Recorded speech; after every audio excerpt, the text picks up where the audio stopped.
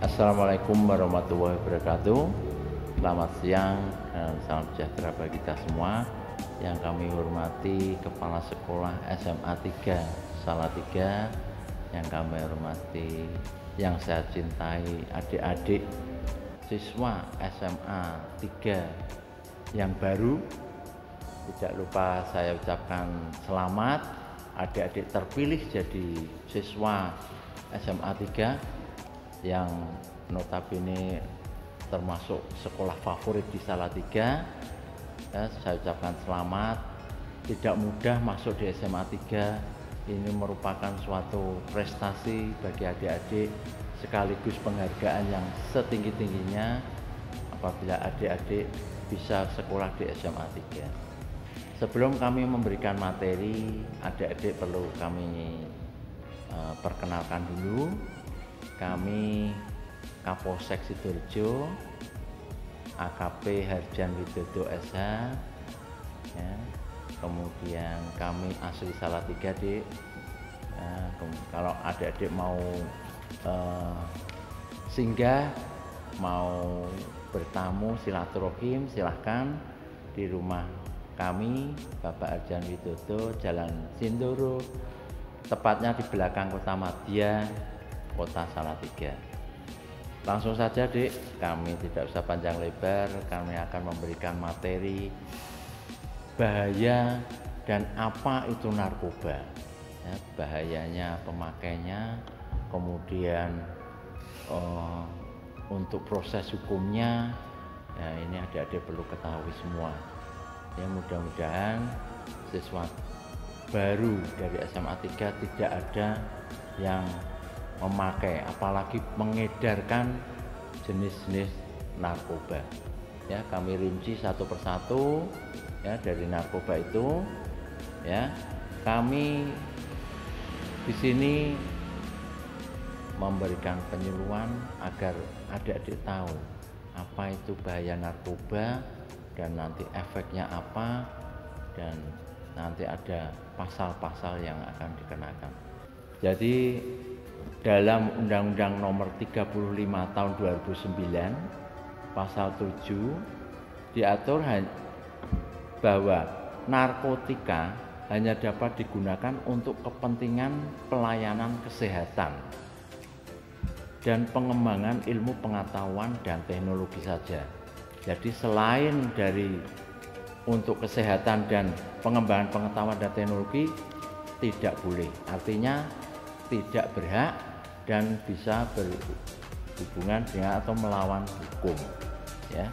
Jadi tanpa ada surat izin tersebut, baik dari kesehatan maupun dari untuk pengetahuan teknologi, berarti kegiatan tersebut melawan hukum. Ya. Kemudian menginjak berikutnya, jumlah penyalahgunaan narkotika berdasarkan pekerjaan. Ya, jadi ada dipilah-pilah, ya. Jadi yang tidak bekerja itu 22,34%. Kemudian pelajar cukup tinggi di adik-adik 27,32%, ya. Jadi survei ini membuktikan bahwa pelajar 27,32%, ya. Jadi cukup tinggi, cukup memprihatinkan. Banyak-banyak pelajar yang sering menyalahgunakan narkoba. Kemudian tidak kalah besarnya pekerja swasta dan pemerintah, yaitu hampir separuhnya 50,34%, ya. Kemudian kami menginjak berikutnya ke sifat jahat narkoba, ya. Sifat-sifat jahat dari narkoba, akibat yang ditimbulkan dari narkoba itu kita menjadi seorang yang pemalas, ya. Jadi kita akan mengenali dampak-dampak buruk dari narkoba tersebut. Sebelum dari dampak yang diakibatkan, yaitu cara-cara penggunaannya narkoba dulu, ya. Narkoba bisa digunakan melalui oral atau melalui mulut, ya. Contohnya pil, ekstasi, nah itu dari mulut. Kemudian dihisap atau dihirup, ya, dihirup, ya, seperti kayak rokok, ya.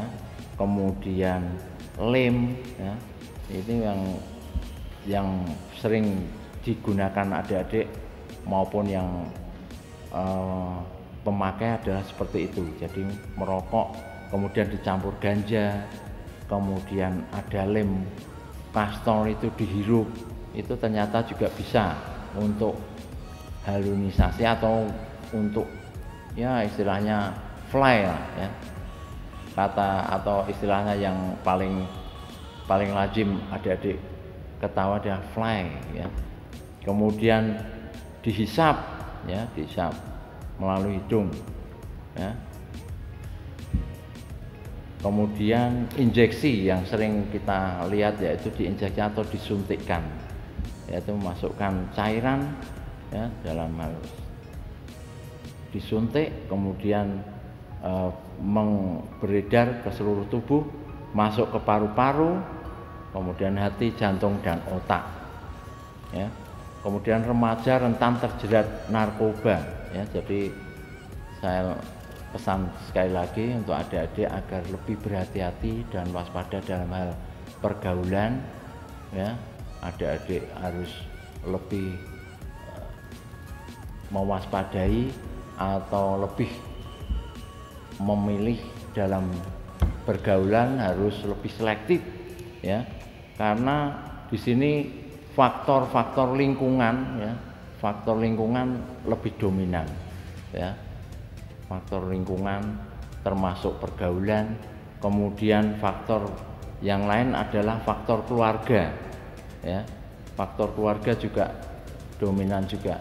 Artinya apa? Faktor keluarga apabila keluarga adik-adik ini seorang yang broken home atau yang istilahnya bapak ibunya cerai atau bagaimana, itu anak-anaknya akan istilahnya banyak yang lari ke narkoba karena sudah istilahnya sudah muak dengan rumah tangga adik-adik, sehingga adik-adik akan istilahnya terjerumus dalam hal narkoba, ya. Ini perlu diwaspadai adik-adik, ya.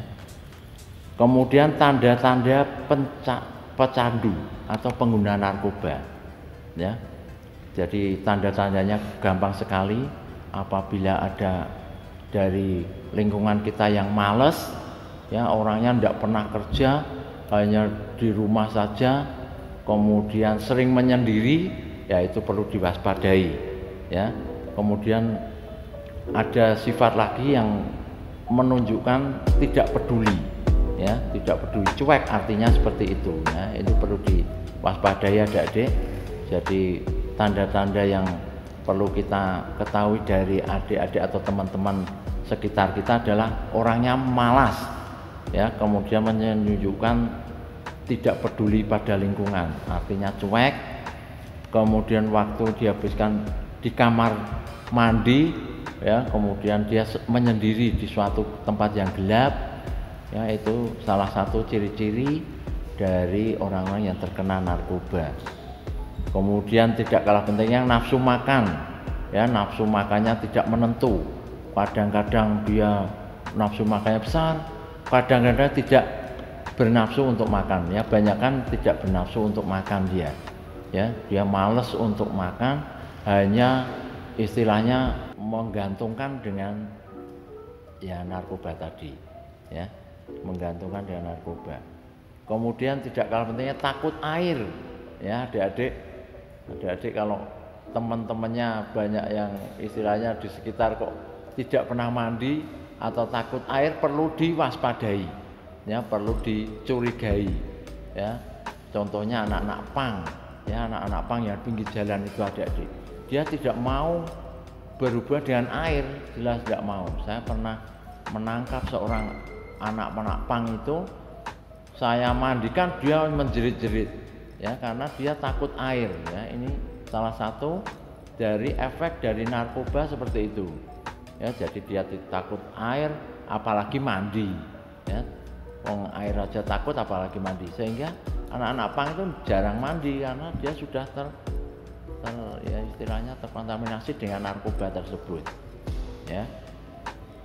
Terus sering menguap ya, sering mengantuk ya, dia pikirannya hanya mengantuk karena ya memang sehari-hari dia hanya berilusi, ya, istilahnya melayang-layang. Akhirnya dia jarang tidur ya, kalau di sekolah hanya menguap ya, artinya angop ya. Nah, itu adalah tanda-tanda anak-anak yang sudah kena narkoba. Kemudian sering mengalami mimpi buruk ya. Nah, ini juga perlu ya, diwaspadai. Dia sering bermimpi buruk ya, mimpi tidak indah karena sudah terkontaminasi dengan narkoba, sehingga mimpinya buruk terus kan, seperti itu. Ya, ini sikap yang sering berbohong atau manipulatif ya, sering berbohong itu nanti dampaknya seperti itu.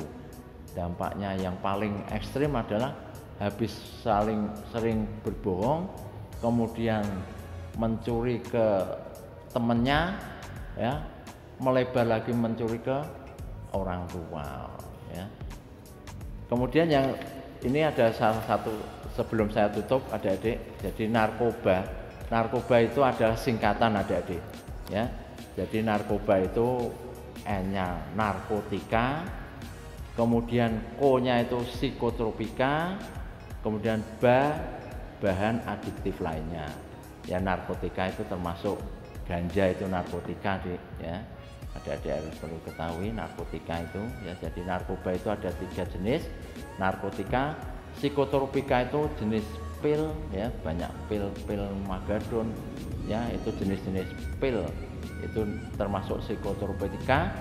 Dan bahan adiktif lainnya ya, adiktif lainnya itu termasuk miras, termasuk yang sekarang baru booming adalah tembakau gorila ya, itu termasuk bahan adiktif lainnya. Saya kira itu yang perlu saya sampaikan adik-adik. Jauhi narkoba, ingatkan kembali lagi, kemudian pilih teman yang baik-baik ya, pilih teman yang istilahnya bisa membangkitkan semangat untuk belajar ya, kemudian selektif dalam hal pergaulan ya. Kami akhiri itu saja adik-adik, tetap semangat dalam belajar, raih cita-cita setinggi langit, kemudian jangan lupa untuk belajar dan berdoa. Kami akhiri, wabillahi hidayah. Wassalamualaikum warahmatullahi wabarakatuh.